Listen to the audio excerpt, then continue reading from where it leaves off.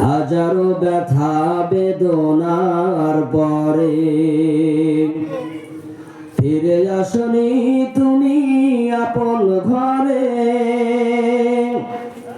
দিনের আলো তুমি ছড়িয়ে দিতে চলে গেলেন মদিনায় মক্কা ছেড়ে। হে রাসূল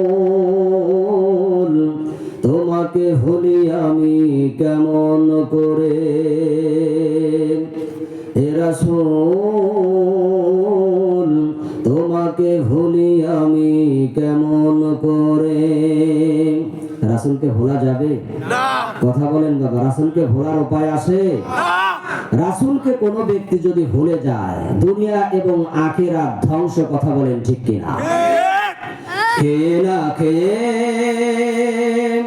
দিন প্রচারের কাজে নিজেকে দিয়ে সবিলিয়ে তায়েফের কাফেরেরা চিনল না এ আলো।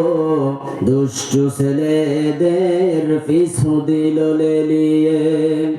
পাথরের আঘাতে ক্ষত বিক্ষত হয়ে সারা শরীর থেকে রক্ত ঝরে। হে রাসূল তোমাকে ভুলি আমি কেমন করে। হে রাসূল তোমাকে ভুলি আমি কেমন করে। হেরা গুহায় তোমারি ধ্যান আসমান থেকে নামে আল কোরআন। আল্লাহু আকবার। হেরা গুহায় তোমারি ধ্যান আসমান থেকে নামে আল কোরআন। ভাঙলো সবার ভুল তোমারি তরে আসলো কোরআনের ছায়া তলে। কথা বলেন ঠিক কিনা? ভাঙলো সবার ভুল তোমারি তরে আসলো কোরআনের ছায়া তলে। কোরআনের ছায়া আছে না নাই? কথা বলেন বাবা, কোরআনের ছায়া আছে না নাই? কোরআনের ছত্র ছায়ায় যেই সমস্ত ব্যক্তিবর্গ জীবন যাপন করবে আসমান থেকে আযাব গজব আল্লাহর পক্ষ থেকে আসবে না। কথা বলেন ঠিক কিনা? খালিদ উমর আলী আবু বকর ইসলামী ঝান্ডা নিল যে তুলি। হে রাসূল তোমাকে ভুলি আমি কেমন করে। হে রাসূল তোমাকে ভুলি আমি কেমন করে। ভাটিকয়া পশ্চিম পাড়া আলহাজ মোহাম্মদ জালালউদ্দিন শেখের নিজ বাসভবনে আজকের মাহফিলের সম্মানিত সভাপতি, প্রধান অতিথি, প্রধান দ্বিতীয় তৃতীয় এবং চতুর্থ আলোচক এবং আমার সম্মুখে উপবিষ্ট আমার এলেম পিপাসু ভাই ও কলিজার টুকরা যুবক ভাইরা, পর্দার অন্তরালে শ্রদ্ধেয়া সম্মানিত মা ও বোনেরা, আপনাদের সকলের প্রতি আমি মোবারকবাদ রেখে সর্বপ্রথম মালিকের দরবারে কালিমাতু শুকর আদায় করছি, যেই আল্লাহ পাক রব্বুল আলামিন আমাদেরকে এই দুনিয়াতে অসংখ্য অগণিত মাখলুকাত আছে। কথা বলেন ঠিক কিনা বাবা? দুনিয়াতে অসংখ্য অগণিত মাখলুকাত আছে। এই মাখলুকাতের মধ্যে আমাকে আপনাকে মানব রূপে আল্লাহ তাআলা এই ধরনের বুকে প্রেরণ করেছেন। কথা বলেন ঠিক কিনা? আল্লাহ পাক রব্বুল আলামিন আমাকে আপনাকে মানব রূপে প্রেরিত করেই ক্ষান্ত হন নাই। এই পৃথিবীর মধ্যে অসংখ্য অগণিত অসুস্থ ধর্ম আছে না নাই? কথা বলেন বাবা, অসুস্থ ধর্ম আছে না নাই? এই পৃথিবীতে অসংখ্য অগণিত অসুস্থ ধর্ম আছে। ওই সমস্ত ধর্মের অনুসারী আমাকে আপনাকে না বানিয়ে আল্লাহ তাআলা আমাকে আপনাকে সুস্থ ধর্মের অনুসারী বানিয়েছেন। এতে আপনারা খুশি না বেজার? যদি খুশি হই তাহলে মালিকের দরবারে আমরা সকলেই একসাথে এক আওয়াজে কালিমার পতাকা উড্ডীন করার উদ্দেশ্যে আমরা জবান খুলে প্রাণ খুলে অন্তরের অন্তরস্থল থেকে মালিকের শুকর আদায় করছি। সকলেই বলি আলহামদুলিল্লাহ।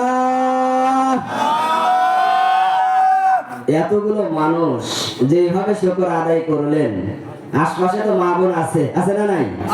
মা বোন যদি শুনতে পায় তারা মনে মনে বলবে যে আমরা 5 জন ঝগড়া করলেও এর থেকে আওয়াজ বেশি হয়। কথা বলেন ঠিক কিনা বাবা? আওয়াজ কি হয়েছে? আমি মানি না। আওয়াজ দিবেন আপনারা? আমি আবারও কালিমাতুশ শুকর আদায় করছি। সকলেই বলি আলহামদুলিল্লাহ। এইবার মেনে নেওয়া যায়। লাখ কোটি দরুদ ও সালাম মহামানবের উপর, যে মহানবী সাল্লাল্লাহু আলাইহি ওয়াসাল্লাম, তার চিৎকার ছিল তো উম্মতের জন্য, তার ক্রন্দন ছিল তো একমাত্র উম্মতের জন্য, নবীর রাত্রি জাগরণ ছিল তো উম্মতের জন্য। যে নবী আমার আপনার জন্য রাত্রি জাগরণ করে মালিকের কাছে 2 হাত তুলে আল্লাহর কাছে প্রার্থনা করেছে, মালিক আমার উম্মত যেন একটাও জাহান্নামী না হয়। কথা বলেন ঠিক কিনা? যেই নবী আমার আপনার জন্য রাত্রি জাগরণ করে নামাজ আদায় করে পা মোবারক ফুলিয়ে ফেলেছেন, ওই নবীর জন্য আমার আপনার কিছু করার দরকার নাই। কি বলেন, আছে না নাই? নবী আমার আপনার কাছে বাড়ি গাড়ি টাকা পয়সা চায়? কি বলেন, এগুলো চায়? নবীজির কমতি আছে? কথা বলেন বাবা। টাকা পয়সা গাড়ি বাড়ি নবী যদি চায়, সারা দুনিয়ায় তো নবীজির। কথা বলেন ঠিক কিনা? এই জন্য নবী আমার আপনার কাছে টাকা পয়সা অর্থ করি চায় না, চাই শুধু একমাত্র নবীজির অনুসরণ। কথা বলেন ঠিক কিনা? সম্মানিত হাজিরিন, এই জন্য যে নবী করিম সাল্লাল্লাহু আলাইহি ওয়াসাল্লাম আমার আপনার জন্য অক্লান্ত পরিশ্রম করে মেহনত করে শরীরের তাজা রক্ত জমিনের মধ্যে ঢেলে দিয়ে আমার আপনার জন্য দুনিয়াতে আজও পর্যন্ত যেই দিন আমার আপনার জীবনে এসেছে, ওই নবীর উপর একবার দরুদ ও সালাম পড়া যায় কি যায় না? আমরা সকলেই সেই হাবিবের শানে একবার দরুদ ও সালাম প্রেরণ করছি। সকলেই বলি সাল্লাল্লাহু আলাইহি ওয়াসাল্লাম। সম্মানিত হাজিরিন, আপনারা এখানে আসতে পেরে খুশি না বেজার? এই মাহফিলের প্যান্ডেল প্রতিদিন হবে? কি বলেন, এই মাহফিলের প্যান্ডেল কি প্রতিদিন হবে বাবা?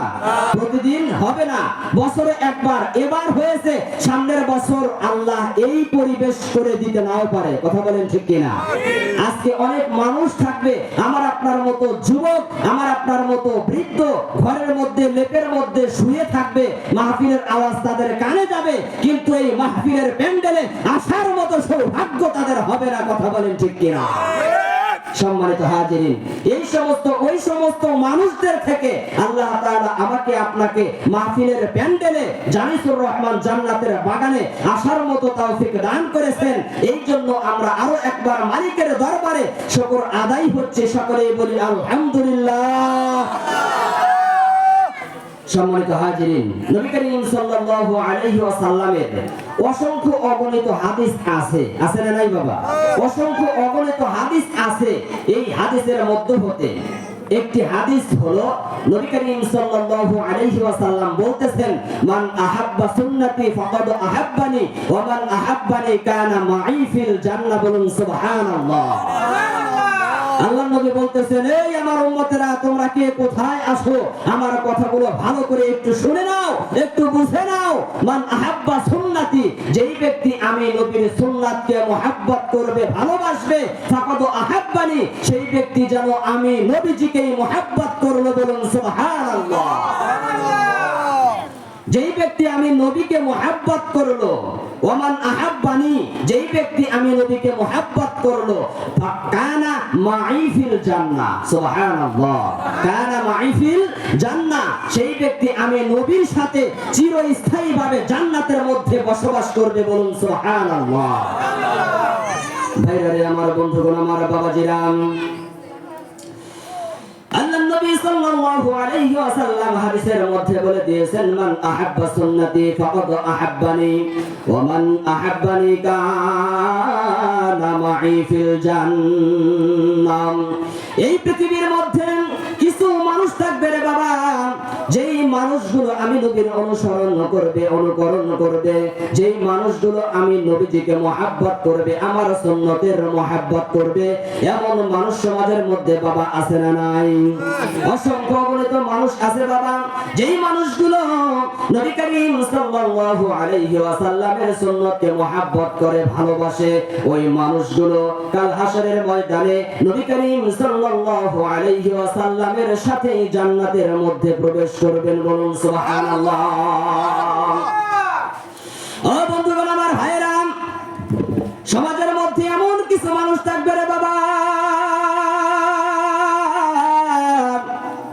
যেই মানুষগুলো শুধুমাত্র মুখে মুখে বলবে আমি নবীকে মহব্বত করি, আমি নবীজিকে ভালোবাসি, ওই সমস্ত ব্যক্তি বর্গ আসলে কিন্তু নবীকে মহব্বত করে না, ভালোবাসে না। কথা বলেন ঠিক কিনা? যে সমস্ত ব্যক্তি বর্গ মুখে মুখে বলবে নবীকে মহব্বত করি, নবীকে মহব্বত করি, ওই ব্যক্তি যদি কাজের মাধ্যমে নবীকে মহব্বত করার যদি প্রমাণ না করে, প্রকাশ না করে, ওই ব্যক্তি পাক্কা মুনাফিক ছাড়া কিছুই নয়। কথা বলেন ঠিক কিনা?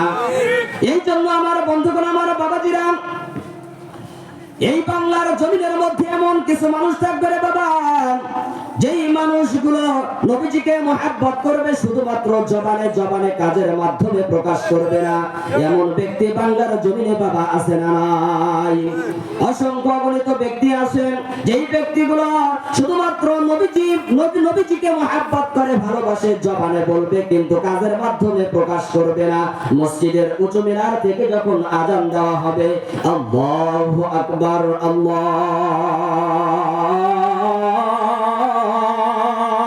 আকবার, আল্লাহু আকবার, আল্লাহু